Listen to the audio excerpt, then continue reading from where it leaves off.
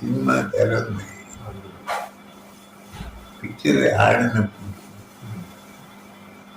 తెర నిశ్చలంగా ఉంటుంది.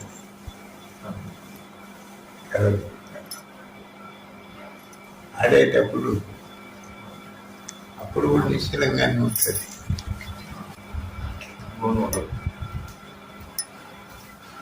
ఆయన మిథ్య అనేది ఆడేటప్పుడు విషయాన్ని చెప్పాడు కదా. అర్థమే అది కదలదు, కానీ దృశ్యం ఉన్నప్పుడు కదులుతున్నట్టు అది కనిపిస్తుంది. ఆ కదులుతున్నట్టు కనిపించటం అనేది మిథ్య. మిథ్య అంటే ఏంటంటే సత్యమే, కానీ తాత్కాలిక సత్యం.